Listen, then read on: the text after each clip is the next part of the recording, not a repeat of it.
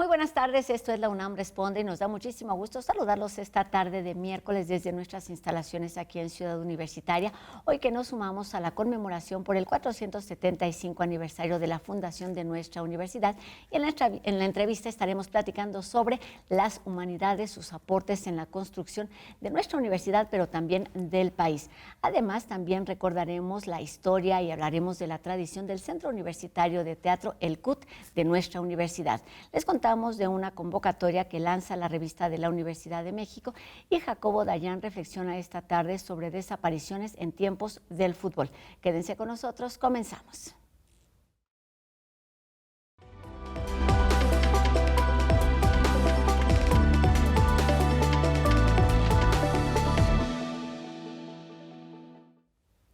A través de las ciencias sociales y las humanidades, nuestra universidad ha contribuido en el análisis y la búsqueda de soluciones para diferentes desafíos contemporáneos, impulsando la interdisciplina, la formación de nuevas generaciones y también la generación de conocimientos que incide en la construcción y el desarrollo de nuestro país. Sobre esta labor prioritaria platicamos el día de hoy en el marco del 475 aniversario de la fundación de nuestra universidad y para ello damos la bienvenida al doctor Miguel Armando López Leiva, quien es el coordinador de humanidades de nuestra universidad. Doctor, buenas tardes. ¿Qué tal? Buenas tardes. Qué gusto tenerlo aquí en la UNAM Responde para darle seguimiento a estas diferentes tareas que lleva a cabo nuestra universidad desde hace ya no solo décadas, sino siglos. Comencemos por ahí. ¿Qué significa hablar de ciencias sociales, de humanidades en nuestra universidad? Bueno, hablar de humanidades significa en principio, que es así como se constituyó la Coordinación de Humanidades en 1945,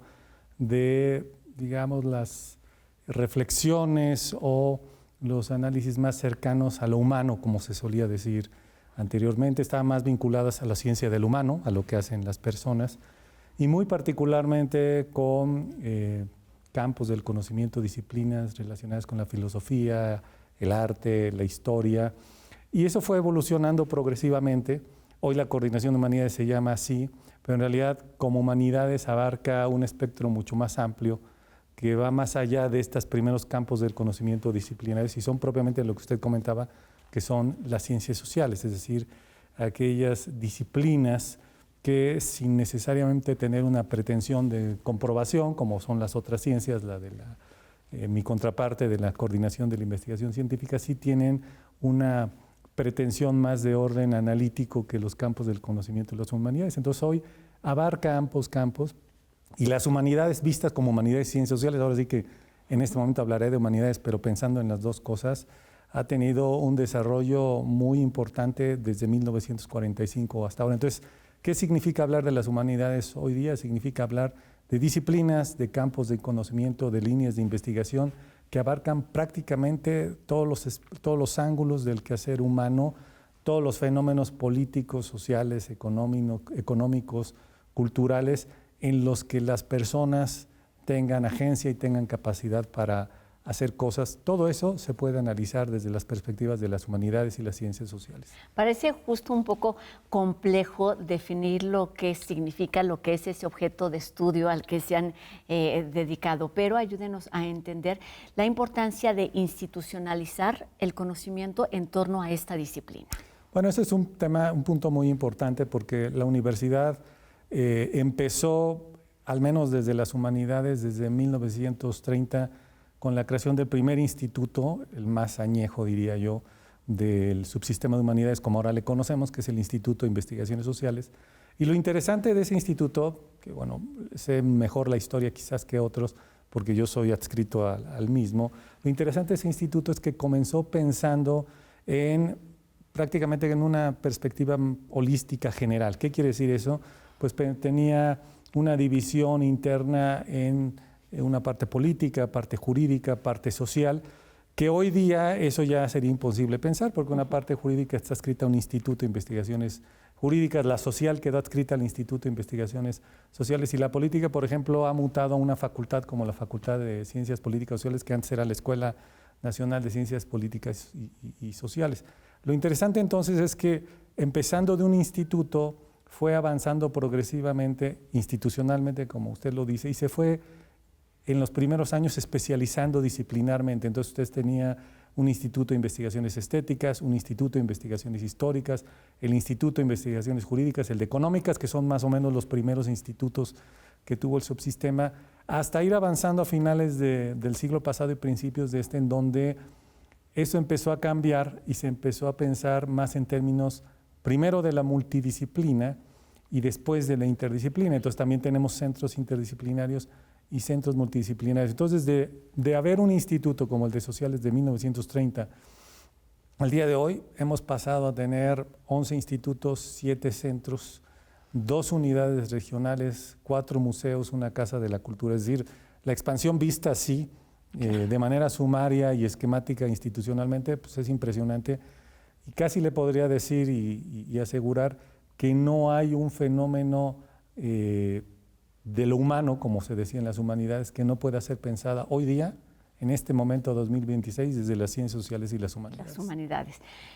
Pensando en algo muy básico que es esta variedad de institutos, de centros, de instancias, de escuelas que se dedican o que tienen como punto prioritario las ciencias sociales y las humanidades, ¿cómo estructurar estas tareas? ¿Cómo impulsarlas? Es decir, ¿cuáles son los principios que se utilizan y que son el punto de partida para todas estas tareas que abarcan las ciencias sociales y las humanidades, doctor? Bueno, yo creo que aquí lo principal es que hay un principio básico para todos los que nos dedicamos a los campos del conocimiento, a las disciplinas, que es eso que le llamamos la búsqueda de la verdad. Claro, eso se puede discutir y podría usted tener muchísimos programas tratando de encontrar el significado de la verdad, pero en ciencias sociales, humanidades, la verdad en realidad es disputable y es controvertida. Entonces, nuestro principal propósito es ese, es buscar conocimiento verídico en el sentido de que se aplica para un fenómeno, para una circunstancia que puede ser generalizable o puede no ser generalizable, pero que está en constante disputa y en constante controversia. De hecho, el avance del conocimiento científico en ciencias sociales y humanidades, y me atrevería a decir que para todas las ciencias está en que se pueda avanzar y mejorar el conocimiento que tenemos. Hay mucho conocimiento que teníamos en 1940, 1950, que consideramos válido, que consideramos actualizado, y sin embargo a la luz del día de hoy ya no nos es funcional, porque el mismo conocimiento progresa, avanza y nos hace descartar aquello que en algún momento nos pareció que era, entre comillas, verdadero. Entonces, yo creo que lo que nos permite articular nuestra función, nuestro trabajo es la búsqueda de conocimiento que se pueda considerar verdadero, insisto, desde ese punto de vista matizado, de algo que está en constante evolución y discusión. Ya ha hablado a lo largo de estas primeras intervenciones de cómo ha ido evolucionando, de cómo se ha ido transformando, no solamente las ciencias sociales, sino su estudio. ¿Cómo permea este trabajo que se hace al interior de nuestra universidad y que se ha hecho quizás no de forma institucionalizada, como ya lo mencionábamos, desde hace mucho más de 100 años, al resto de la sociedad? Es decir, ¿cómo se mide? Porque pensando, por ejemplo, en la cuestión científica, pues podemos hablar, no sé, justo de desarrollos, de aportes que son como muy aplicables. ¿Cómo funciona con las humanidades? Bueno, esa es una muy buena pregunta porque, en efecto, hay como 2 dimensiones, si quiero hacer una generalización de lo que hacemos como conocimiento, y yo casi diría que en la universidad, pero bueno, en el subsistema. Por un lado es el conocimiento que producimos a partir de nuestras líneas de investigación, de lo que nos interesa, de la libertad de investigar, de la libertad de cátedra, y en eso puede tener un impacto o no, puede ser visible hacia la sociedad o puede no ser visible, que ese es uno de los, digamos, demandas que a veces se nos hacen en las ciencias sociales y en las humanidades de cómo hacemos visible. Bueno, eso es algo en lo que siempre tenemos que estar trabajando. Pero la otra parte que creo que es el punto de su pregunta es cómo eso se ve reflejado en la sociedad, en el país, y bueno, eso depende de qué es lo que nos interese, digamos que en qué nos interese incidir propiamente, ¿no? Hay varios ejemplos, diría yo, muchos ejemplos a lo largo de los años y muy particularmente de las últimas décadas en donde la universidad a través del subsistema y sus distintas instancias pueden tener incidencia en la sociedad o pueden verse reflejados en políticas que, si lo veo en perspectiva, tener incidencia en políticas debe tener un reflejo en los gobiernos que hacen o que realizan acciones hacia la sociedad. Déjeme ponerle, creo que un par de ejemplos que son importantes. Desde los programas universitarios, por ejemplo, que están adscritos al subsistema de humanidades, Tenemos, por ejemplo, uno que es el Programa Universitario de Estudios de Educación Superior, que en los últimos años, y esto es reciente, de los últimos 3, 4 años, ha sido una instancia universitaria de asesoría, por ejemplo, para la Ley General de Educación Superior, que se aprobó hace un tiempo, o la ley de la Ciudad de México, la Ley de Educación en la Ciudad de México. De hecho, su titular así lo ha hecho. Y déjele, digo el otro ejemplo, uno que es muy importante porque justamente fue pensado con ese propósito de cómo hacemos en la universidad para que el conocimiento permee, como usted decía en su pregunta.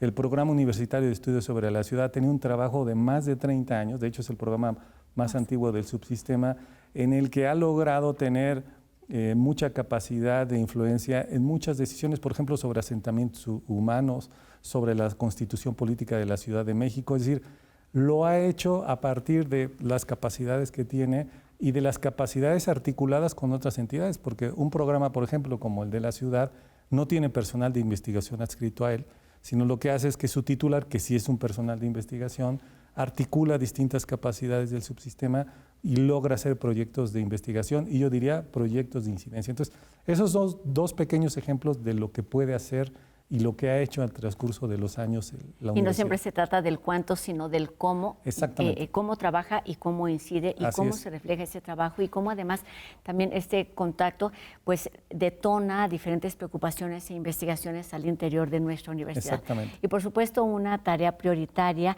en la que se han enfocado durante los últimos años es el de la divulgación. Así es.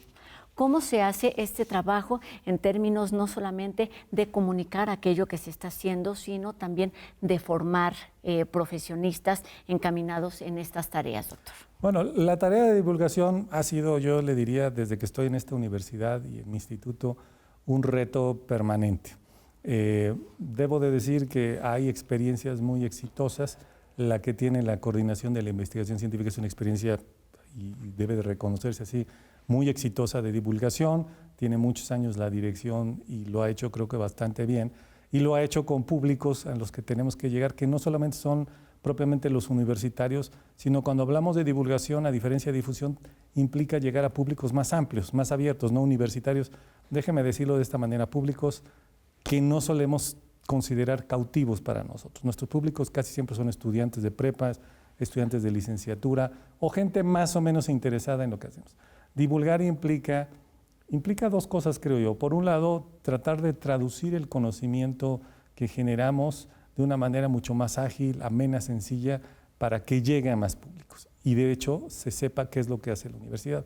Pero otra manera también de hacerla no solamente es traducir, sino crear desde el inicio ciertos, híjole, a ver si no suena un poco extraño para las humanidades, ciertos productos, ¿no?, que puedan tener distintas salidas al mismo tiempo, y no es que sea una traducción, sino que desde origen ese producto se crea así, y hoy día que tenemos distintas salidas digitales, de redes sociodigitales, importa mucho hacer eso, y el ejemplo de ello, y les invito a que lo puedan revisar, es un proyecto que tenemos en Dirección General de Divulgación de las Humanidades, que presentamos hace unas semanas, que se llama Transmedia, que justamente lo que intenta hacer es proyectar el trabajo de las humanidades a partir, insisto yo, no de lo que ya hay, sino de crear nuevas formas de producción y nuevas formas de llegar a la gente. Yo me fui un poquito más atrás y pensaba en el diccionario de las emociones, claro que nos fue sí. muchísima utilidad en tiempos complejos y lo estuvimos transmitiendo aquí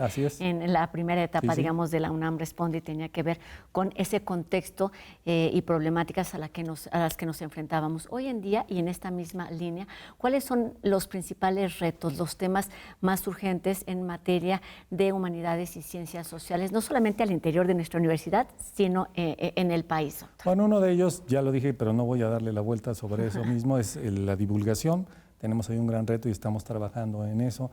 El otro en el que ha avanzado la universidad, porque no solo es un reto de las humanidades y las ciencias sociales, sino de la universidad misma, es la inteligencia artificial. Como seguramente usted sabrá, hace no mucho se integró, se instaló el Consejo Coordinador de Inteligencia Artificial, que más que conducir los esfuerzos de múltiples colegas que trabajan en inteligencia artificial, piensa articular y generar a lo mejor algunas líneas de por dónde se debe conducir este tema, que en realidad nos ha agarrado digamos, por la velocidad con la que avanza, pues nos ha agarrado con un tiempo un poco más pausado, pero en el que tenemos que entrar con mucha mayor rapidez. Ese es un gran tema.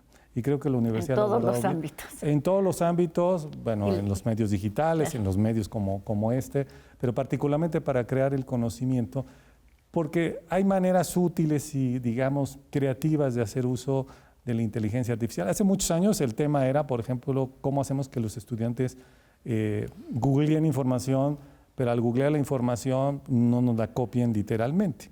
Hoy el tema es cómo hacemos para que los estudiantes utilicen inteligencia artificial, pero que no sea una copia. Y le voy a poner un ejemplo de lo que se puede hacer, y lo acabo de ver en un libro con el que empecé a leer.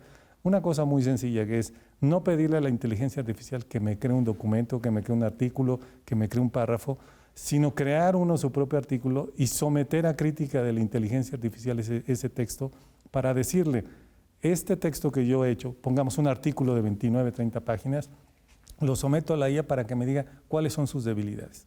Y la IA me dice cuáles son las debilidades, y entonces a partir de eso yo puedo hacer un mejor producto. Esa es una manera, diría yo, creativa de hacer uso, sin necesariamente sustituir la inteligencia y las humana. Capacidades y las humanas. capacidades. Podríamos hablar de un montón de temas en torno sí, claro. a esta gran disciplina, a este tema y a la disciplina en general, claro, sí. Pero se nos está acabando el tiempo, doctor, y tenemos que hablar justamente del tema que nos tiene hoy aquí, que es en este marco del 475 aniversario de nuestra universidad, y es un poco dar un paso adelante, es decir, qué está por venir en los próximos años, qué sucede en este sentido. Bueno, ahí creo que lo que tenemos que trabajar, y lo ato con la pregunta anterior, pero voy hacia los 475, no solamente es el tema de la divulgación y de la IA, sino es el tema del vínculo y el diálogo creativo entre disciplinas. Eso creo que es algo en lo que tenemos que trabajar con mayor ahínco, sobre todo pensando en el futuro de la universidad. La universidad, como trataba de decir al principio con su pregunta, era muy especializada, empezó siendo muy disciplinaria, estrictamente disciplinaria, ha venido evolucionando a tal grado que, y espero que este ejemplo pueda expresar bien lo que quiero decir, a tal grado que hoy los grandes temas, incluso me atrevería a decir las instancias universitarias que podríamos crear en el futuro, ya no son disciplinarias, incluso me atrevería a decir en sentido estricto ya no son multidisciplinarias o interdisciplinarias, sino son temas fundamentales. Y le puedo contar 3 que hemos trabajado en el subsistema y que yo creo que son los que nos van a permitir pensar en el futuro. Desde luego la educación, ¿no? La salud vista desde la política de cuidados, que es un gran tema que está presente hoy día, y uno que es fundamental para la universidad y muy especialmente para el subsistema, porque tenemos mucha gente trabajando en eso, que son las movilidades o la migración. Son 3 temas en los que la universidad tiene que estar desde las humanidades y las ciencias sociales, y que es como el futuro, pensando en el antecedente de los 475, yo creo que es hacia donde tenemos que avanzar con mucho mayor claridad y concitar, como hacer converger nuestros esfuerzos para lograr que esos temas no los vamos a resolver, aunque en la ley orgánica nosotros somos partícipes de la resolución de los problemas, pero sí con los análisis, los estudios y la incidencia que logremos, creo que podemos contribuir a ello. ¿Cuáles podrían ser un par de estrategias para lograr que las ciencias sociales y las humanidades sigan siendo un pilar dentro y fuera de nuestra universidad para pensar eso que nos decía al inicio de la entrevista, el pensar lo humano? Bueno, yo creo que una que es muy importante y que ha tenido sus altibajos dependiendo del periodo que uno lo quiere evaluar, es nuestra interlocución con los gobiernos, con los distintos gobiernos en el país. Ha tenido altibajos, pero nunca se ha perdido la interlocución con ellos. ¿Y por qué es importante y por qué lo cito? Porque la manera que tengamos de tener, digamos, alguna capacidad de decir algo más allá de nuestras fronteras universitarias, que eso es fabuloso, es maravilloso que tengamos esa posibilidad, tiene que pasar necesariamente por la acción gubernamental y la acción pública o la acción propiamente de política pública. Entonces, una de las estrategias tiene que ser reforzar el diálogo, reforzar la interacción. Hoy día creo que hay una buena relación en términos generales, al menos con los ámbitos de gobiernos más cercanos que tenemos. Y eso lo que posibilita es que los gobiernos vean a la UNAM un aliado y la UNAM vea en los gobiernos la posibilidad de actuar creativamente, colaborativamente y de contribuir al desarrollo del país. Porque decía hace un momento, justo la ley orgánica lo que nos pone es eso. No lo podemos hacer si no tenemos la digamos, la dinámica de interacción con quienes son finalmente los que están mandatados para resolver los problemas. Pero hay formas de aportar y mucho que hacer en ese sentido de las humanidades, las ciencias sociales y todo lo que hace nuestra Universidad Nacional Autónoma de México, y lo ha hecho a lo largo, como ya decía, de varios años, casi siglos, casi 5 siglos. Sí, claro. Muchas gracias, doctor Miguel Armando López Leiva, coordinador de Humanidades de nuestra universidad, por estos minutos y por estas luces para entender lo que es y lo que seguirá siendo nuestra casa de estudios en esta materia. No, yo le agradezco mucho la invitación. Gracias, doctor. Bienvenido siempre. Y bueno, cambiamos de tema porque, bueno, una de las publicaciones más emblemáticas de nuestra casa de estudios, que es la revista de la Universidad de México, invita a ilustradores, historietistas, artistas visuales o aficionados a participar en un dossier de narrativa gráfica contemporánea que busca obras que exploren nuevas formas de contar historias a través de la imagen y la secuencia visual. Los interesados en compartir propuestas innovadoras que dialoguen con los temas y desafíos de nuestro tiempo pueden ser parte del número de septiembre y pueden enviar sus síntesis de una historia inédita de tema libre en un párrafo, así como una muestra de su trabajo en un máximo de 4 páginas, además de una semblanza curricular antes del 4 de junio. Los requisitos completos pueden consultarse en el sitio que aparece en nuestra pantalla. Jacobo Dayan nos habla hoy sobre las manifestaciones sociales que se han intensificado con el inicio del Mundial de Fútbol y cuestiona el ocultamiento y también las acciones en torno a temas delicados como es la crisis de desapariciones en el país.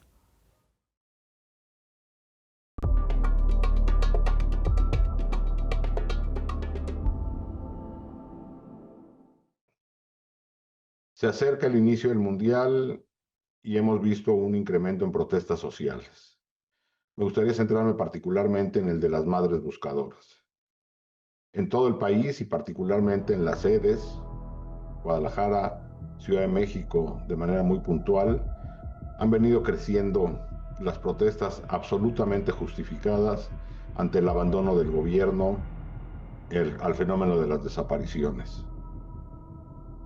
Lo único que han atinado a hacer las autoridades es a retirar las fichas de búsqueda que han colocado las madres en las inmediaciones del Estadio Azteca o del Estadio Ciudad de México para el Mundial y en estaciones del Metrobús, estaciones de metro, para que los visitantes no vean el fenómeno desgarrador de las desapariciones en nuestro país. Parece preocuparle al gobierno la imagen y no el fenómeno de las desapariciones. Las desapariciones han venido creciendo de manera muy preocupante en nuestro país y la atención al fenómeno brilla por su ausencia. No hay ni búsqueda ni identificación humana de miles de restos o cuerpos que el Estado tiene en su posesión. La impunidad sigue siendo prácticamente absoluta. La reparación es inexistente y los mecanismos de verdad están desactivados. Y las desapariciones no se detienen. Esto seguirá creciendo y la demanda social y particular de las madres también seguirá creciendo. Me parece una irresponsabilidad brutal el borrar las fichas de búsqueda para buscar una mejor imagen del país. Se quieren lavar la cara ante el extranjero sin preocuparles lo que ocurre al interior de nuestro país. Muchas gracias.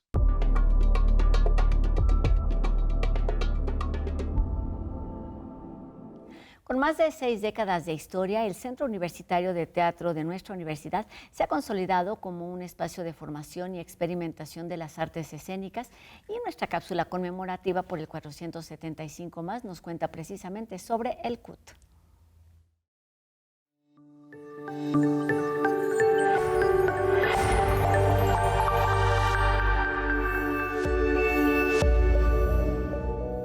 A lo largo de 475 años de historia, la UNAM se ha consolidado como una institución clave en diversos campos del conocimiento. Y el Centro Universitario de Teatro, con más de 6 décadas de trayectoria, es un espacio donde la sensibilidad, la disciplina y la vocación han formado generaciones de creadores escénicos comprometidos con el arte y la cultura. El CUT es el resultado de dos movimientos enormes que ocurren al interior de la facultad. El movimiento de poesía en voz alta en el 56 y el teatro en Cuapa que fundó Héctor Azar. El teatro que hacemos es un teatro de puesta en escena y de directores creadores de la puesta en escena. La puesta en escena necesita otro tipo de actor. Este no lo forma nadie. Para hacer el teatro queremos hacer, hay que formar a esos actores. Y ese es un poco el programa inicial del CUT. Es decir, un actor capaz de la polisemia. ¿Qué me ha dado el CUT? ¿Qué me ha dado? Pues me ha dado la estructura necesaria para poder ser actriz, enfrentarme a los personajes que he tenido el honor, Creo que la enseñanza fundamental fue el amor y el respeto a nuestra profesión. Y ese es el apellido que llevamos todos.